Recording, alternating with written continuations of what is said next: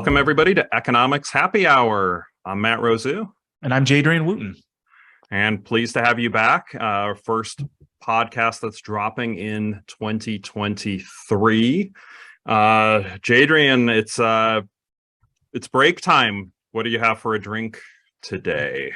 I picked up new drinks yesterday so that we could have something fresh and new. I'll put it up at the screen. There we go. It's called the Chloe, a cranberry orange sour ale from the Star Hill Brewery in Crozet, Virginia. So I tried to make sure I got something local. I guess I'm going to say local. It's in Virginia. So I got a Virginia beer, but something that is a little lighter and festive for this break. Yeah, there's no bigger contrast, I think, than we'll ever have for this week. So I'm actually in my office, so it's not a beer today. It's not January yet when we're recording, but I am doing dry January. So mine is a Diet Twist Up, the Walmart version of the Diet 7-Up, I guess. So then we're both similar in the citrus realm, I guess. We're both citrusy. And I know we're not talking about inflation today, but compared to Diet 7-Up, well, I guess I'm not sure about a difference on this, but the price is very different, which being price sensitive and the amount of soda that I buy, it's like, okay, if I can save a little bit of money, because the price of soda is on the upper end of price increases in the last 2 years or so. I don't think I've noticed, mostly because I shop irregularly, and especially so I drink a lot of soda as well. But when it comes to sodas, I tend to buy like a lot at once. Like I bulk buy Coke, where I'm getting like 4 12 packs. So it's lasting me like 2 months. And then I come back and I realize like, oh, I need to buy it again. And I forgot how much it cost before. So I don't know that I notice. So 412 soda side. It's funny how 412 packs in our household, where we have a bunch of Diet Coke drinkers, I literally don't know that lasts us a week. I honestly don't know that 4 would last us a week in our household. Do you like sour ales? I've never had this, so this is my first drink of this. Don't know. I'm more of an IPA person. This is really good. Ales. I don't mind I don't mind an occasional sour, so that's worth getting. This is worth getting. So I picked this up the other day, and I try to get variety packs so that I could try different things, and mostly I don't want to commit to 6 different beers, especially if I don't like them. So I got this as a variety pack, and it had I'm trying to think of what I had yesterday. I think it was a Doppelbock, and then this is the sour ale, and I don't remember what the other 2 are, but because I've never had it, I figured I'd get it. But it's really good. Good. I will add that to the list to try. So Matt, I realized last time we did not tell people that you and I are heavy Untapped users. So I feel like this is also a good opportunity to share our Untapped information. I have not been checking in these beers with you, but I feel like on the day that we release the podcast, I feel like I should check it in. That's the day to check it in. That makes sense. I can't check in a Diet Wise Up. No, you can't. You'll have to go back and check in the old ones. So I will drop my Untapped handle in case anybody wants to follow me. It's Jadrian W.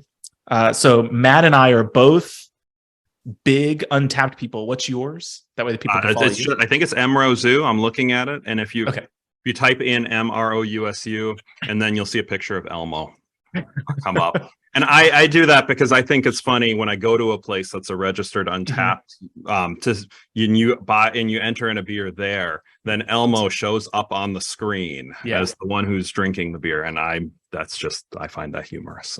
So Matt and I are big Untapped users because we like to track things and we like data. And if you're a big data fan, Untapped is definitely a fun app to have. This is so strange. So I realized we haven't really talked about beer much. So I figured it's worth spending a couple minutes since we said we also will talk about beer. I don't like IPAs. I really just generally, if you gave me options, I'm going to pick something other than an IPA. But at the end of the year, Untapped does their beer end review. Have you gotten to see yours yet? I don't think I have. I'll have to. So I don't know if it's part of their. I'm a premium. Maybe the bonus. You are the premium subscriber. Yeah, I'm a premium subscriber, so maybe it's just that. I think they do it for everybody. But my number one style every single year, at least for the past 3 years, has been an IPA. So even though I don't like IPAs and I mentally tell myself I'm going to get something other than an IPA, You always get the IPA. it's always an IPA. And I think it's just because I do a lot of flights. And so on the flights, like I don't have a lot of choices. There might be one lager, and I'm not getting a dark beer in the summer. Yeah. And then so I have to have like 3 IPAs. And so it just like wipes out all my other stuff. Yeah, IPAs are my number one on there. Untapped, it's kind of funny, right? I mean, it's essentially gamifying drinking, which isn't an ideal thing. I'll enter it. I'll tell people who don't know about it. I'm like, it's so stupid, but you enter in a beer and then you get a badge. So exciting. The gamifying of things, and a couple other people every now and then I'll enter one, and I don't think my friend has gone in on that day, and it's World Cup badge day, so then I'll just text the photo of it. I mean, it is really pointless, but it's cheap entertainment, and we don't it's interesting though, like in terms of price discrimination, right? That's a good model for price discrimination. I just have the basic, you pay for the premium, you get some extra things I don't. They clearly take the data, they get advertising dollars as well, so that's how their revenue streams work. I have loved seeing how many more places like are actually like Untapped verified places. Like when I walk in and they have a TV screen with stuff, I'm like, oh, I'm gonna love this, because I know it's actually easier for me to find. I know their beers will be there. I don't have to search weird names. I like it just from the information standpoint. Like I'm a big user of Goodreads for books and Untapped for beer, mostly because like I use, like if I go travel, I use Yelp for everything. Like I think I've heard this as a story before. People don't have bad experiences anymore. It's kind of ruined the bad experience, like Yelp has, like, because most people will look it up and they'll skip over all the bad places. So you don't have that like cultural, like, oh, I went to this country or state and had a bad time. But like, I really like using that information because I'm like, okay, if I'm going to spend a day reading a book, I don't want to read a bad book. I think like it's the old story with like movies where like you don't want to watch a bad movie, so you'd see what Roger and Ebert said. I do the same thing with beers, books. I mean, with movies and books, I understand. I mean, there'll be reviews. However, people's tastes are so different on those that I have my own like internal weighting system. Yes. On that so if it's a rom-com that's at 60%, my wife will probably like it. I might need to get to 80 to 90 before I think, oh yeah, that was pretty good. Whereas if it's a Quentin Tarantino movie, pretty much any I'll like, but if it's got to be in the 98 percentile for her to want to watch or something. So what's funny is I think so for Yelp, Goodreads, and Untapped, they all use a 5-star system, but I look at the average ratings differently across them. So if you told me it was a 3.5-star restaurant, I'd be like, ooh, is there a better place we can go? But if it's a 3.5-star beer, I'm like, ooh, that's probably going to be a pretty good beer. That could be good. If it's a 3.5-star book, I'm like, oh my God, that's an awful book. What happened? If I see a 4-star beer on Untapped, like I'll go through their menu on Untapped. If I see a 4-star one, I will get it. Because I'm like, man, in order for that many people to, right, exactly, you said their preferences are so different. In order for more than half of the drinkers to say that this is a solid beer, I'm like, this has to be pretty good. Yeah. Unless it's like a 12% Imperial double black. Because those are the only people who do that are those who are like, I want a 12% beer, and then they do like it. Those I skip. I'm like, I'm not drinking that. I want to be able to drive home. I got a Mad Elf for a present from a friend, and I was like, I might look for having somebody over to split it. Like that's there's a Christmas bomb that I got a couple of years ago. That somebody got. They're like 12 and 14% beers. I'm like, I split them. I was like, I can't drink. I'm not drinking this by myself. Yeah, the most I've had is the 100 Dogfish had 120-minute IPA. I don't know if you've had. That's like, I've heard of it. Well, I'll let you know. Hold on while you're looking. It's a dessert drink. I like to think it's almost like a wine. It's that thick, but it's more alcohol than most wines. I have not had the Dogfish 120 thanks to Untapped. I can tell you that for sure. Yep. It is. It's worth having, but that is, as I would say, that is a sipping drink. That is not a. According to Untapped, it is an 18% ABV. And yeah, You're like, yeah, it was. No, I mean, it's a 4-pack at our grocery store is $40. It's $10 a beer, but that's something that it's honestly nice to split with somebody because and splitting it's plenty because it's 18%. Splitting it's like you're having a 9% beer. So, but that's nice. We need to have a whole episode on beer. I think we need to eventually do that. Yeah, I agree, and we could probably do that. But so today, though, our economics topic we're planning to cover, and we're mentioning. It's funny how you were talking about 3.5, which happens to be right, pretty much might be the exact unemployment rate right now. I think it is. But our topic today is unemployment, and really what's the definition of a recession, and are we in one?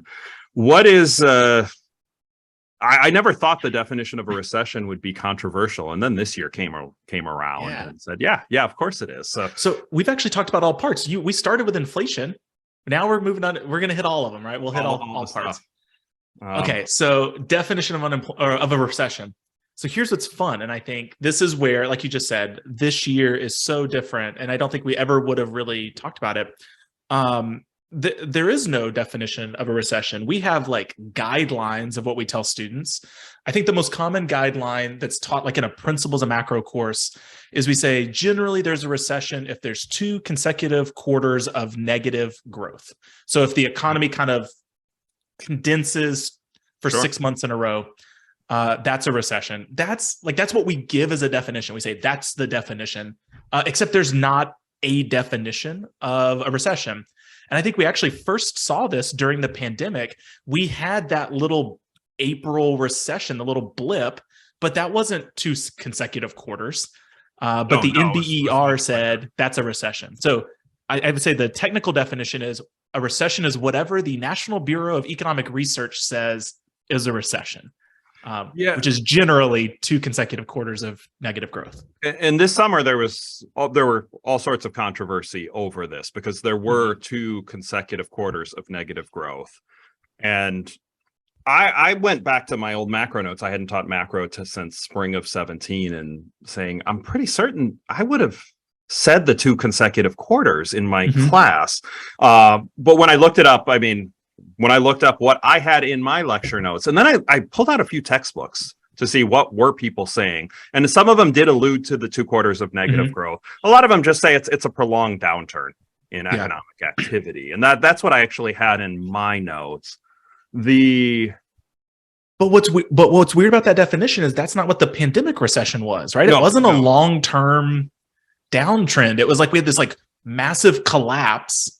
And then we started coming back. That was probably a 2 to 3 month massive collapse, right? But how do you define prolonged? In our lifetimes and further back, I don't know how far back, perhaps throughout, the past 100 years, if there's been 2 consecutive quarters of negative growth, it always has been classified a recession every time. Then there were the other ones that get worked in, like the downturn that we saw from just with COVID in 2020 when the world shut down. But in 2022, it's a different animal, right? We had 2 quarters of negative growth, but there was hesitancy to label it as a recession, or to think we're in a recession, largely because it's a big disconnect. The unemployment rate usually increases when the GDP decreases, and we haven't seen it this time. Yeah. And I think this is always what's weird about teaching during the pandemic. I told this to my students when it was happening, is that like this is going to radically change how we approach like every single thing. And I remember just even being like, it was at the end of April, and I was teaching my labor economics course, and I was like, it's so weird to know that you're in the middle of a recession, but like it's not defined as a recession. Like that was the first moment where, like, I think for a lot of other things, like it was this slow, gradual movement. You're like, I think we're in a recession. And then 6 months later, you're like, yeah, it's been 2 consecutive quarters of growth. It's a recession. And like, about it kind of 6 months later. But like in April of 2020, like you knew immediately, you're like, this will be a recession. We're not going to define it for another 2 months, but like we're in a recession, right? Huge, massive unemployment. We weren't producing anything. The economy, right, just shut down. And so it's really interesting. I gave an interview about this like a month ago about like all these tech layoffs that were happening and kind of what this means for the broader economy. And what's weird is I think this is one of those things where it's going to take a couple years out of the recession to really like recalibrate the economy. Where when you look at the 2008 recession, it took like, I think, if I remember correctly, it took like 7 or 8 years for the employment ratio to like go back up to its normal level. Like this could be that same thing where like it's going to take years to kind of figure it out, and we're going to get these weird blips. So yeah, we have lots of inflation, but super low unemployment. So like it's so not the way it's supposed to. The 2008 was an interesting one. Like Obama took over, and the unemployment rate, like, I mean, it's interesting to see right when he started, and then by a lot of conventional metrics, I mean, it was kept getting better, but it was still really high at that first election. So most of the time when you have negative GDP growth, you see it manifest with higher unemployment rates. So this time, I don't know if this should be defined as a recession, but I could actually make a good argument that we had one in 2022. And the argument would be, okay, so GDP fell. Normally you see higher unemployment rates. We didn't see that. However, real wages dropped by about 3%. So instead of a 3% spike in unemployment rates, real wages, nominal wages increased, but they didn't increase by as much as the inflation rate. So if you told everybody a year, hey, everybody's the average worker's 3% poorer next year. Everybody, nobody's losing a job, but everybody is 3% poorer based on the wages. Sounds like a recession to me. It's a different way of thinking about it, but it does sound like a recession. But it's definitely not the way I've ever taught it, because it's always been associated with the unemployment rate. So I think what's always so weird about this, I think, is true about macro in general. So yes, 2022 was a rough year financially for people, in terms of just like the inflation level over 2020. And I think what's weird about it, and what's always been weird about macro to me, is that we are so focused on, I mean, we probably should like formally define like GDP growth. Like we're saying these things, but not talking about it. So probably. GDP is how much a country is producing. Like it's the stuff and the things that they're doing. So services and services, like how much a country produces. Period of time. And so a recession generally is like the stuff you produce is now you're producing less stuff. But what's always been so strange to me is that we do look at it like on a quarter by quarter basis, year by year basis. And it's like, if you have really good years, like really good years in terms of earnings, bonuses and stuff, and then you have a bad year, like on average, you're fine. So I'm always really bad about like the troughs and the peaks, where like as a microeconomist, I'm like, oh, well, like over a 5-year period, we're fine. We've grown, like we've had a little dip.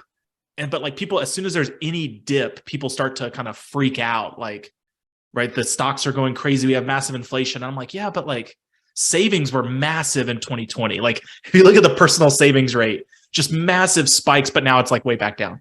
And so I struggle as a microeconomist of like recognizing that a recession is bad. People are losing their jobs. Inflation is going up. People aren't making as much money as they did the previous year. But I always struggle with the idea that like it ignores the year before that when things were really good. So like, right, like that's my struggle as a microeconomist. I don't know that I've thought about it that way. Things generally keep getting better, though. Right, year in and year out, right? I mean, the amount, right? Real wages dropped this past year for average workers. Certainly way better than, 10, 20, 30, 40, 50, 60 years ago. I mean, when standards of living have gone up, So I think about it like investing. Like when we tell people about like investing your money, watching the stock market, we don't say like, right, if there's a dip, we're like, it's a long run, right? I think the phrase is time in the market, not timing the market. Sure. But like we don't do that with things like unemployment rates, wages. Like we're so like, what's happening this quarter? So I don't know. I think that's where my struggle comes in. Yeah, I mean, well, timing the like if you're investing, right, it's a person, and there should be a long time horizon. Well, I mean, if you're as an individual, right? I got a long. I hope I have a long time. Got long time horizons, right? And like, as you have a shorter time horizon, you should be moving to somewhat less volatile, less volatile asset classes. But if somebody's losing their job or they have lower wages, and not everybody is in fortunate enough position where they really are saving and they have those savings. I would say fortunate enough, or I mean, some of it's fortunate enough, some of it's responsible enough, right? I mean, there's some that you could say, okay, you really didn't have the ability to save to prepare for this, and others certainly did, and they bought expensive stuff and more dinners out, and they didn't save anything, and then it does get the end result for either of those parties is things get quite difficult, though. I was thinking about that with like all the gas stuff that happened last summer, where gas prices were like creeping way up. Like I think I don't even remember what the average was, like 450 or something, 460. I mean, it was high. Yeah. It approached 5 in Pennsylvania. Yeah, and so I was sitting there going like, this stinks, right? Like I struggle because like I recognize how important that is for some individuals, but I was looking at it going, okay, I'm just not going to drive as much, right? Like I was sitting there going like, how can I combine trips? How can I cut out some of the travel? Do I need to go to the grocery store multiple times? And so like I've always really struggled because like I've been very fortunate that like it's not as important. I've had the same car for a decade. It gets 30 miles to the gallon. Like I don't notice gas prices because I don't fill up every week. I kind of what we were saying about the sodas, right? Like I'm not regularly purchasing those things, so I don't see it. But at the same time, like I know that it's real and that it's affecting people. And so like that's always really I've struggled with macroeconomics for that purpose because I feel like it's a topic that I know matters, but I don't personally experience. So it's hard to really teach it like empathetically, I think. Yeah. No, I mean, it's combining everything. I mean, that's part of the joy of macro, right? You're combining, you're able to say things about a broad group, an entire nation. But of course, you're lacking the specificity. Some people do great in recessions and other people horribly life-altering. The gas prices is probably interesting. We could get down a rabbit hole going through that and the impact on the economy. But I mean, I think if you have a commute that you have to do regularly, I think you're probably stuck a little bit more. And that's just then gas prices will either really help or really harm, depending which direction it's moving. I mean, if you have a 30-mile each way commute and gas prices go from $2.50 to $5, okay, $5 a day, it's an extra $100 a week, basicso if you have to commute every day, or I'm sorry, $100 a month. Not trivial. I mean, if that has to get cut from elsewhere. So do you? I mean, you saw the stuff 2022. Am I safe to say you'd be in the camp that no, this wasn't a recession? I'm gonna say no. I don't think it was a recession. No. Do I have a good reason why I say that? I don't necessarily. Well, I mean, unemployment rates are low, right? That's a good reason, I think. So here's where it gets weird, I think, right? So for the federal, so those of you who are not macro people at all, the Federal Reserve has a dual mandate, and this is where it gets super weird for economists.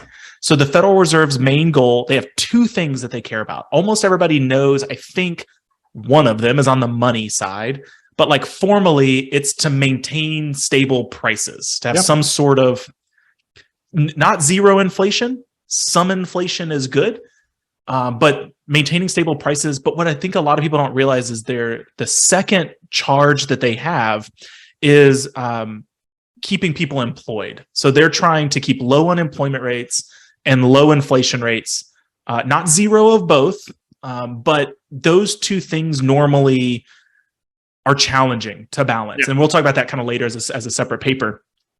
But there is kind of this trade-off. And I think during the beginning of the pandemic, we really saw this trade-off where we saw this kind of like collapse of the economy where tons of people are losing their jobs, but all of a sudden prices are really low because places are just trying to get rid of stuff. They're like, we got to sell this. Yeah. And you're like, oh, like I think gas prices were like that. I think during the pandemic, oh yeah, they tanked. They were like $1.80 or something. Yeah. People weren't driving. I think I remember like flights like going down, like places like Delta was offering like $60 round trip flights, right? So you had like super low prices, but you had lots of people unemployed.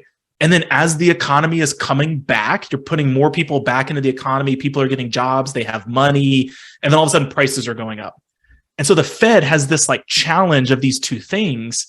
And so I think when you say that there is a recession, you're focused more on the dual mandate side of prices. I look at it more on the side of the unemployment side. And I'm like, it's hard to say that there's an inflation when you have this many people employed regularly. Like, will that change over the next year? Maybe. But I'm going to say no, mostly because I think high inflation is making up for the low prices we saw during the pandemic. Yeah, I mean, but the inflation, we didn't see deflation. I mean, there might have been a tiny blip of deflation.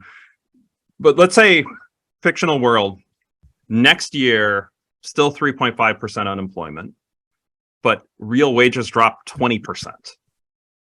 Are we in a recession?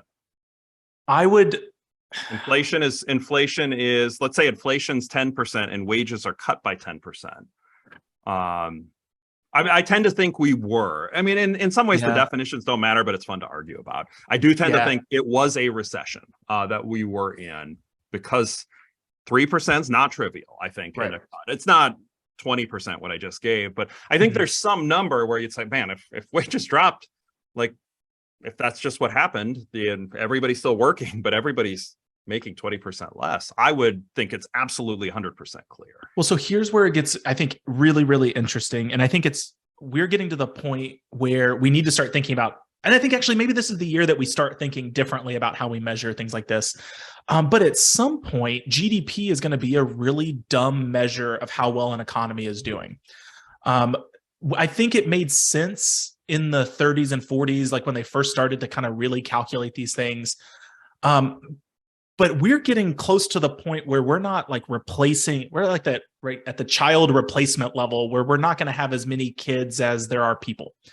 And so in some senses, an economy is going to shrink if we don't have the people to produce things or to produce things for. And so, right, like you can get into like GDP per person. Is that the measure? Is that the one that we want? But there's so many like flaws with GDP as a measure of like, I'm going to say happiness, because like I think that's usually the one that they give, but like well-being. Is GDP the best measure of how strong a country is in terms of well-being? And I don't know that it is. I think we need a full episode on that. Okay. I would. So you're going to say yes, it's GDP. Nothing else matters.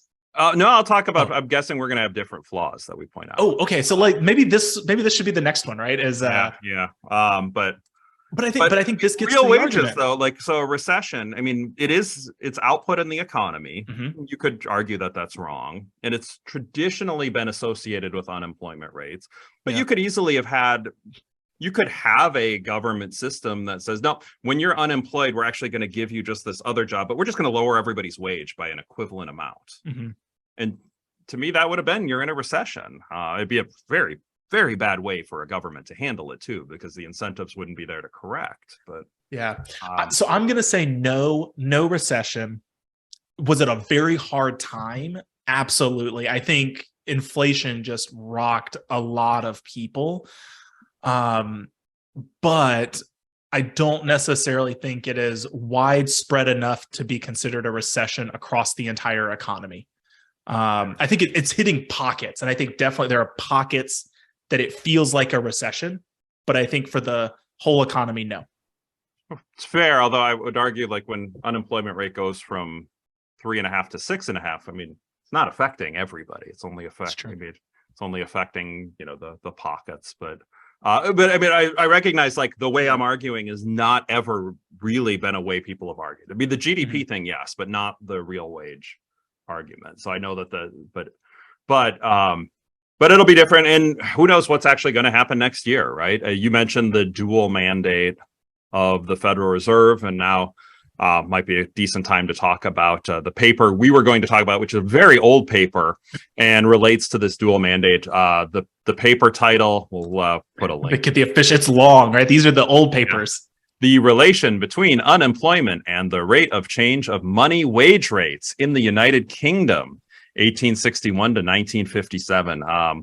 I know you like to read, Jadrian. This sounds like a page turner. So, I will admit, I did say that I'm a microeconomist. I've never formally read Phillips Curve, like the Phillips Curve paper. And yeah, the paper's A.W. Phillips, and I don't know that I couldn't have told you the title of this paper until just reading it now. But this is the Phillips Curve, which shows, illustrates, makes the case that there is an inverse relationship between unemployment and inflation.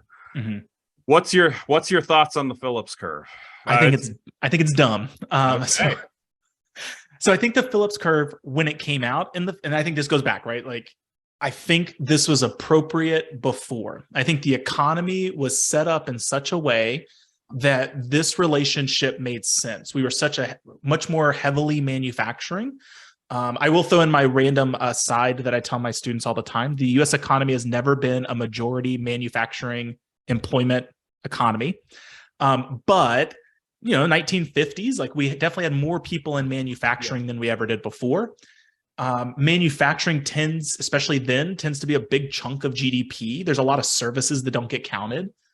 And so I think it made sense in the 1950s. I think our economy is vastly different today in terms of even things like financial sectors, the growth of technology companies, like, how do we value an app, right? Like, how is that being calculated in GDP? Like, those sorts of things are so different that I think the Phillips curve is outdated and not very useful today. But I think it's a fun discussion to have. And I think, again, it goes back. I think it affects pockets, but I don't think it's representative of a whole. Well, so I think long term, there's not relation, right? I'm much more of a Milton Friedman, right? Inflation is the money supply. That's just what it is. The changes in the money supply are on inflation, and I think long term there is not a relationship.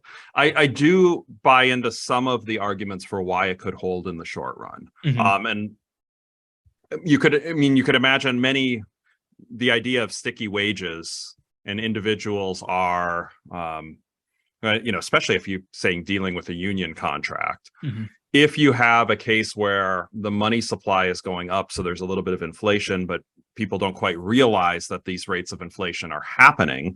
What you could indeed see is people accepting lower real wages and the unemployment rate dropping. And who knows, maybe that's part of what we've seen today, is that there was a little bit more inflation than expected. And you're like, oh, wow, they're offering me $14 an hour when before it was, $12.50. This is an incredible deal. Whereas if you adjust for 9% inflation, it's probably about the same, but more people are jumping to work for 14 than 12.50, as an example.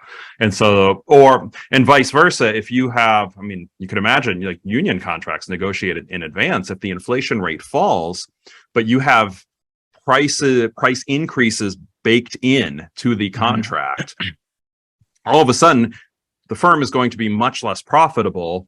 And firms that have these poor contracts are probably going to have to lay off some of the workforce. Yeah. And the frictions in the economy will increase the unemployment rate. So I can buy into why it will be there a little bit in the short term.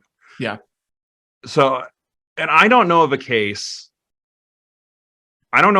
where we've had higher inflation rates and they have been brought under control quickly without unemployment going up. I'm not sure if that's happened before. This is where I would probably need to consult a macro historian, but and I think those are the sorts of things where, like, I struggle to care about those things just because, like, I'm not great at Mac. I'm not great at his. I like history when it affects me, and I can kind of see, oh, that happened, and now this is why we have this. Like what the inflation policies were of the 1980s. Like how did the Fed respond to stagflation? Yeah. I think even actually maybe the 80s is a really good example where there's really high inflation and really high unemployment rates. It was mostly the 70s. 70s. Okay, I thought it was the 80s for some reason. Late 70s. No, I mean it was started. Now you're gonna make me look. It's how Jimmy Carter got elected. Basically, he was talking about the misery index. Okay. And that's how he helped to get elected. Let's combine the unemployment and the inflation rate and define this term, the misery index, and helped get Gerald Ford out of office. But as a general politician rule, if you're going to create a new term called the misery index, it better not go up when you're up for re-election. So the early 80s had issues too, right? But was that the oil embargoes? Well, the early 80s, I mean, Carter was in until 80. Reagan came in. The Fed policy really to tighten money happened then. So you saw a big unemployment spike and inflation got kind of brought under control. And really inflation had not been a problem since basically in the 80s. Inflation rate has almost dropped steadily for probably 40 straight years, essentially, since like 80, probably 82, 83 to, well, the past year or so. But yeah, that curbing that in the early 80s, there was a big, very severe spike, and that was early in Reagan's term. But then once that was under control, the job market rebounded pretty quickly. I like micro more, but I do enjoy some of this history stuff. So. I was born in 1986, so you'll forgive me for my poor education through the 70s and 80s. But actually, this is really interesting, and I think this could be Matt and I have slowly been like listing out the different topics we're going to talk about, and I know one of them that you have scheduled that's really interesting is like things that we're teaching that we shouldn't be, things that we maybe need to teach differently. I think the Phillips Curve might get thrown on that list of like things we're teaching, but like, do we even believe it? Have you ever read the book Lies My Teacher Told Me, or Lies My History Teacher? I don't think I have. Is that worth the read? It is, yeah, it's fascinating. I think you would really like it. It's Lies My Teacher Told Me. Everything your American history textbooks got wrong. Okay. So a guy, he goes through old high school history textbooks and just basically finds like all these things that we've been telling kids about history that like it's not even like true. It's like it doesn't even match up with like historical documents. So like one of the big ones is this idea of like Columbus crossing. He goes through like all these history textbooks. This is the one that stood out a lot. Columbus crossing, that like the weather was terrible. His crew was going to mutiny him. Nobody believed in him. Like all these like these stories of like how great he was. And they actually like went back to the diaries of like from the people on that trip, and they're like, no, it was smooth sailing the entire time. Like there was no. It's just like, and he's like detailing these like blatant lies where like we have journals from the people on the ship. Yeah. They're like, it's fine.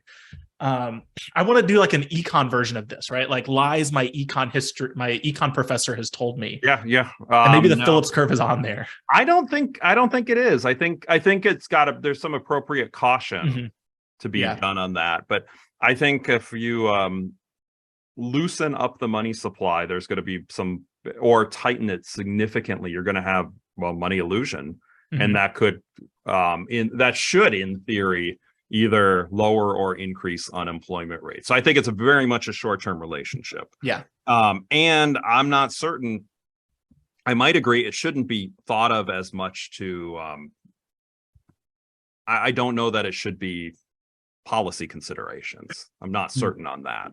But I do think thinking about it and understanding what will happen, I think getting inflation under control is important. I can't fathom how we don't have a spike in unemployment to do it. I mean, I hope I'm wrong. That'd be awesome. I know they're trying to engineer the soft landing.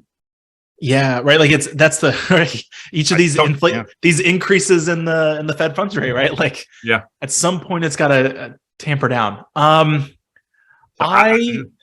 don't know, right? I think this might be shockingly market based of me, I think one way to fight inflation is let inflation happen. Like, I think this goes back to what I said earlier, where like I am clearly detached. I am not a representative person.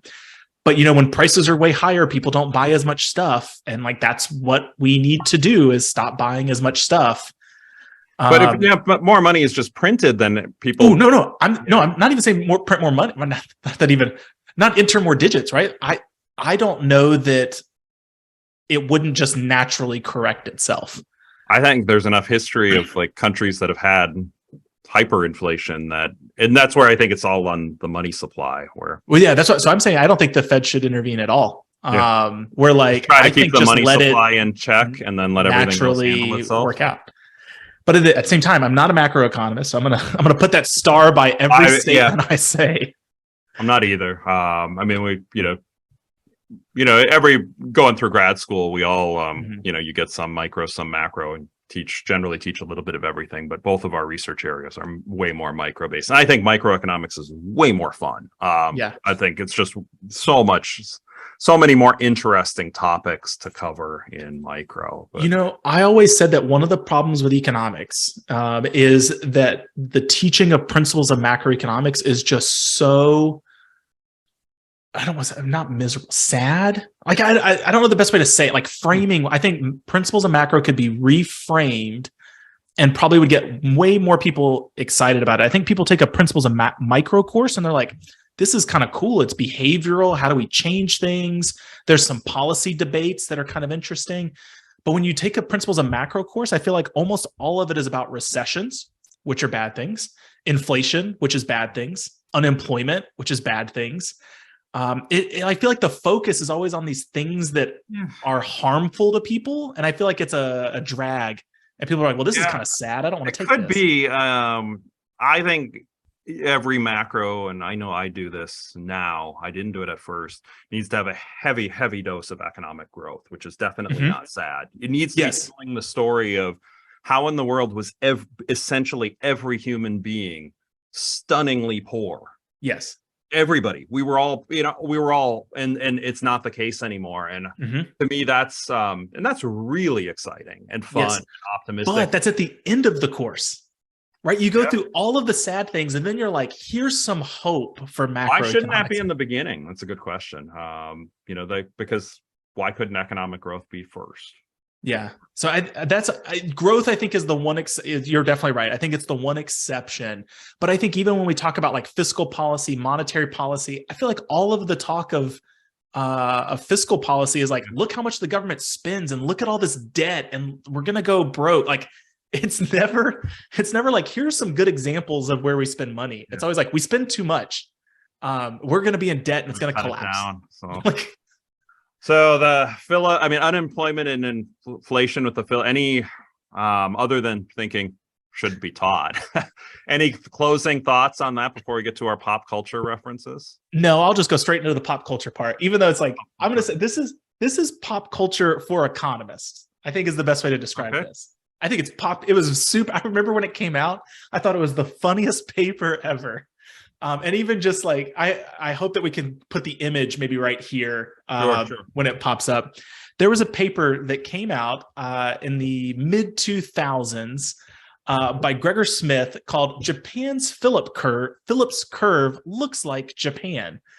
And they had gone through and got unemployment rates and inflation rates for like every month in Japan and like plotted it on a scatter plot. And like, it looks like Japan. Like you can lay Japan over the top of it.